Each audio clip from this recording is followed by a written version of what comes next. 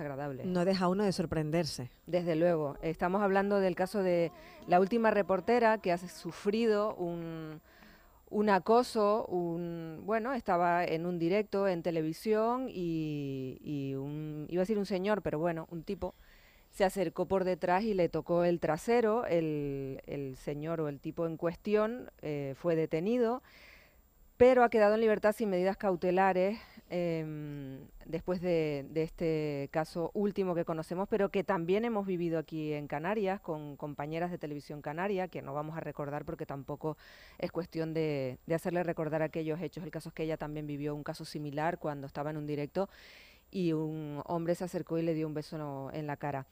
Vamos a hablar del acoso y vamos a hablar del acoso en el trabajo y lo vamos a hacer con Víctor Toledo, que es técnico de prevención de comisiones obreras en Canarias. Víctor, ¿qué tal? Buenos ¿Qué tal? días. Muy buenos días. Decía yo al principio que hay una parte positiva y una parte negativa. La parte negativa la conocemos, la estamos contando. La parte positiva puede ser, Víctor, no sé, que por lo menos ya se habla de esto, ya nos escandalizamos, porque entiendo que esto no es algo nuevo. No, no es algo nuevo, ya llevamos muchísimos años trabajando al respecto y prueba de ello es los planes de igualdad que se están aprobando en las empresas, que es una obligación legal que en empresas de más de 50 trabajadores cuenten con planes de igualdad y dentro de esos planes de igualdad se contemplen protocolos de intervención frente a posibles acosos sexuales que se puedan generar. Pero aparte de eso, la Ley de Prevención de Riesgos Laborales también contempla desde el año 97 la intervención sobre cualquier tipo de violencia que se pueda producir en el ámbito laboral, tanto interna como externa, es decir, puede ser por los propios trabajadores del centro que puedan generar esa violencia o como en el caso de esta reportera, personas ajenas a la empresa puedan generar una situación de agravio, de ataque o de intimidación hacia la población trabajadora. Por tanto, hay un marco legislativo que nos ayuda a poder intervenir y cada día es más incipiente la necesidad de evitar que estos casos sigan ocultos y no se saquen a la luz para que verdaderamente no se normalice una situación que es totalmente irregular y que no se debe de permitir, ¿no? Esa es la cuestión. Víctor, buenos días. Hola, ¿qué tal? Muy buenos Y es que días. precisamente quizás ahora lo que nos está costando, aunque lo que decía Mercedes estoy completamente de acuerdo, que sea noticia, que nos escandalicemos, que sea actualidad, es un paso importante que estamos dando, pero también la sensación es que nos está costando dar el paso de dejar atrás aquello que hemos normalizado, ¿no? De revestirlo del carácter de gravedad que tiene en la actualidad, ¿no? Claro, es una cuestión que está muy arraigada dentro de la sociedad, ¿no? Si hubiésemos visto un vídeo atacando a una reportera de forma cariñosa hace unos años, pues se hubiese visto como algo gracioso. Mm. Y hoy en día es totalmente reprochable, en aquel momento y ahora. Lo que pasa es que estamos en una circunstancia, en una sociedad que tenemos que evolucionar, una evolución hacia la igualdad, una evolución hacia el respeto hacia las personas, y hay cuestiones que no se pueden consentir. Es más, se está regulando desde el punto de vista jurídico para que esas situaciones no queden impunes. Y que es lo que se debe de hacer, porque ninguna persona se debe de sentir amenazado ni en situaciones que al final son totalmente desagradables y que no tiene por qué estar sufriéndolo y que después tienen unas consecuencias personales muy graves, ¿no? El caso, Víctor, en el caso de esta reportera que como decimos sufrió ese ataque en directo, que eso también te da una vulnerabilidad, porque tú estás en directo y todo el mundo te está viendo, tu reacción la va a ver todo el mundo. Yo no sé cómo actuaría si me ocurre un caso así, porque no quieres quedar mal, no puedes decir palabrotas, no puedes tener una reacción, porque No, tú misma lo primero de todo es la sorpresa y el bloqueo, ¿no? Claro. Y también se produce en el ámbito laboral en una situación interna. Lo primero que le ocurre a la víctima de una situación de estas características es que no llega a creerse lo que le está pasando. Y la primera reacción de las personas es bloquearse y no actuar, ¿no? Y eso es uno de los graves problemas que estamos teniendo también. Ya se está perdiendo el miedo. Y muchas de las personas que sufren este tipo de situaciones lo están denunciando, lo están comunicando y se están adoptando medidas para evitar que eso se produzca.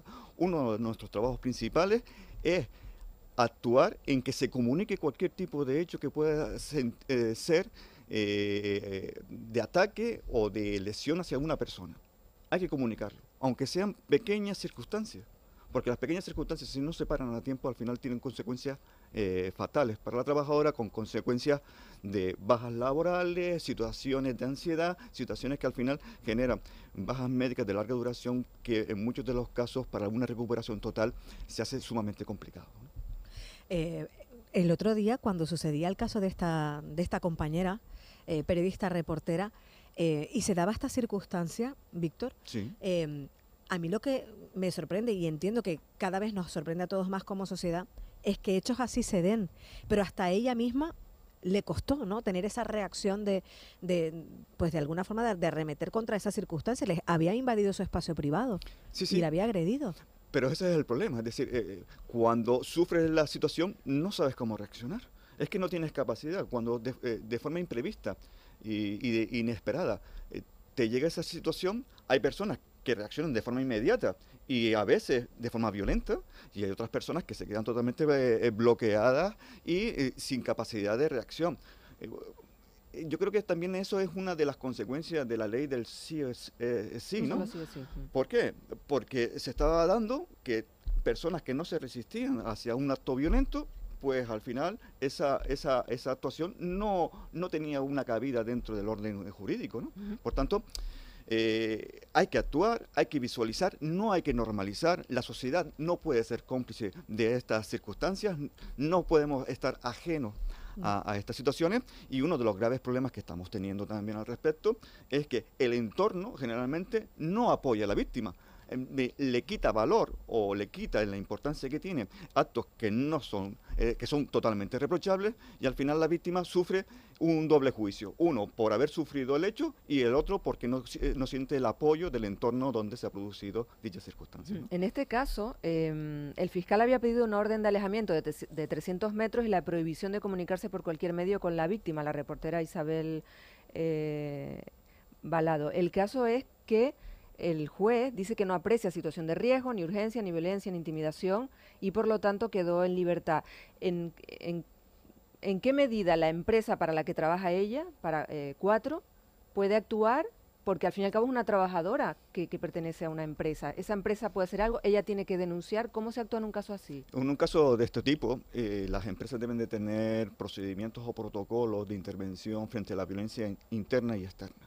Eso es como en un puesto de trabajo pueda tener yo la violencia de que entren a atracar, ¿no? Entonces, si existe ya circunstancias o hechos de posibilidad de agresiones, tanto físicas por cuestiones de atraco o por violencia que se pueda producir, ya no solo sexuales, pues se deben establecer procedimientos de intervención de cómo actuar al respecto. Por ejemplo, aquí ha sido fácil porque la identificación de la persona que ha cometido el delito ha sido grabado. Aquí tenemos una prueba bastante contundente, pero en otros casos o en empresas debemos de tener sistemas para la correcta identificación, para el poder gestionar esas situaciones de conflicto que se puedan dar en el centro de trabajo y evitar ese contacto directo con esas personas que se puedan dar. Aquí el problema que tenemos es que es una persona que no tiene ningún tipo de relación con la reportera, no tiene ningún tipo de relación con la empresa, en este caso con el medio de comunicación afectado, y por tanto el establecimiento de medidas al final queda superfluo, porque seguramente no se va a volver a ver en el entorno cotidiano social, ¿vale? Entonces, dependerá de las circunstancias que se produzcan, dependerá de las herramientas que se dispongan, las posibilidades de actuación. Una de las ideas que ya surgen para este caso es cuando se hace un reportaje en zonas de alta aglomeración de personas, donde no tenemos un control. Deberíamos a lo mejor de ser, en vez de ser 2 o 3 personas las que van a hacer la actividad, pues que sean 4 personas. Y así puede tener un control sobre el entorno donde se desarrolle. Está claro que, por ejemplo, cuando vemos las entradas al fútbol, ¿no?, que hay una aglomeración de personas importantísima y salen los hinchas rodeando al periodista, en esas circunstancias pues debemos de buscar espacios donde eso no se produzca, o si no, tener una zona donde pueda tener un control sobre dicha situación y no se puedan producir ni agresiones ni situaciones de vejación hacia la persona trabajadora que está desarrollando su labor en la calle, ¿no? Qué importante también la labor de ese compañero, ¿no? O sea, que para el que no pasa desapercibido el hecho, ¿no?, que señala públicamente ese hecho delictivo. Por supuesto, porque es un testigo clave de la situación que ha sufrido, y es más, si ese propio compañero ve o puede testificar que esa persona no lo ha hecho, lo puede hacer de forma premeditada, es decir, estaba esperando la ocasión el agresor en realizarlo, pues la pena se agravaría. No es que pasara, diera un beso y saliera corriendo. Aquella persona que lo estuviese preparando tendría un agravamiento sobre el hecho que estuviera haciendo. En este caso, como tenemos testigos y hay una grabación, pues puede ayudar a los jueces a determinar la gravedad del hecho y al imponer las posibles sanciones que conlleva esa actuación. Ujú. En comisiones obreras, ¿qué datos manejan? ¿Cómo está la situación? ¿Cuáles son esos casos que se suelen dar de manera más común de acoso en las empresas? Los datos de acoso son muy complicados porque hay datos estadísticos que vienen con la percepción que tiene la población trabajadora de la situación que está sufriendo en su puesto de trabajo. Generalmente estamos hablando de que un 5 o un 6% de la población trabajadora ha sufrido situaciones de acoso a lo largo de su vida laboral en sus puestos de trabajo, pero la realidad está oculta. Es decir, muchos de los casos que se producen ni se comunican, ni se denuncian, ni salen en esas tablas de estadística. ¿Por qué? Porque en muchos de los casos, cuando se produce una situación de acoso laboral en sí, se consigue el objetivo que se marca el acosador, que es el aislamiento de la persona trabajadora de ese puesto de trabajo y al final el que abandone la actividad laboral en ese puesto. Y muchos de los trabajadores y trabajadoras no están dispuestos a estar afrontando una situación de conflictividad y de ataque hacia su persona de manera constante y continuada en el tiempo. Eso genera una situación de desgaste y esa repercusión que tiene sobre la población trabajadora, no todos los trabajadores tienen la capacidad de soportarlo. Un dato importante al respecto y que se ha publicado recientemente en ese informe que ha realizado la Fundación La Caixa, es que se refleja que el 30% de la población sufre síntomas de ansiedad. Y esos síntomas de ansiedad ha sido dentro de un baremo de población trabajadora, lo vinculan directamente con las condiciones laborales, ¿no? Entonces, aunque yo sienta síntomas de ansiedad, no significa que sufra acoso laboral directamente, pero sí factores derivados de la organización del trabajo, de esas exigencias de trabajo que tengo que realizar, esos ajustes de plantilla, esa falta de participación, esa falta de poder tener capacidad o autonomía a la hora de decidir cómo hago una tarea o otra, o la flexibilidad horaria para poder conciliar la vida laboral familiar, crea esas situaciones de ansiedad y situaciones que al final repercuten sobre la salud de los trabajadores. Un dato importante también es que lo que está comentando la Organización Mundial de la Salud. Se prevé que la principal causa de baja dentro de la población trabajadora va a ser problemas derivados por situaciones mentales. De ahí la importancia de que se actúe en los centros de trabajo para determinar si existen factores de riesgo que vayan vinculados con esa organización del trabajo para poderlos eliminar y poderlos controlar, ¿no? Uh-huh. Esos factores de riesgo y sobre todo esas conductas de agresión que muchas veces a lo mejor pues se le quiere, ¿no?, reducir ese impacto por parte del agresor, que muchas veces alude a que esa conducta no era agresiva o que no era su intención. Es importante también catalogarlas, definirlas, para que se pueda también actuar de forma legal. Sí, sí, es importantísimo. Hay muchas empresas que tienen un código ético establecido en el funcionamiento, dentro de esa responsabilidad social, donde se establece como medida preventiva dentro de políticas de la empresa el respeto hacia los trabajadores en todo momento, en ningún tipo de actitud que pueda ser agresiva o lesiva hacia los trabajadores que estén dentro del entorno laboral. Es decir, el propio Estatuto de los Trabajadores y dentro de los propios convenios colectivos, dentro de las sanciones, las faltas que se puedan establecer dentro de esos convenios colectivos, se establece una serie de graduaciones en función de esos comportamientos inadecuados en los centros de trabajo. Por tanto, existen mecanismos para poder actuar. El grave problema que estamos teniendo es el miedo de las personas que están sufriendo dichas circunstancias en denunciar dichos casos y en poder actuar. Sobre todo en momentos como estos, ¿no?, donde la coyuntura económica no ayuda, la inflación no ayuda, el miedo, ¿no? El miedo, el tamaño de la empresa también influye. No es lo mismo una gran empresa o una mediana empresa con más de 50 trabajadores que una pequeña empresa de menos de 20 trabajadores, donde ese contacto entre las personas, pues al final el denunciar o comunicar una situación de esta puede generar un aislamiento de la persona afectada si no hay un apoyo de ese entorno, ¿no? Entonces, son cuestiones que hay que evaluar de manera individual y intentar solventar de primera mano dichas circunstancias para evitar que se produzca una lesión, ¿no? Ujú. Por su experiencia, cuando un trabajador sufre acoso o ansiedad en el trabajo por las condiciones que nos has descrito, ¿no? Que no solo es el acoso, sino el no tener pues una planificación, todos los factores que nos has comentado. Cuando llega el momento ya de decir ya no puedo más, se acabó, como la canción que escuchamos antes de María Jiménez, ¿qué suele pasar? ¿Que el trabajador cambia de trabajo por agotamiento o se enfrenta y dice voy a pasar por esto, me cueste lo que me cueste y luego qué consecuencias tiene esa decisión?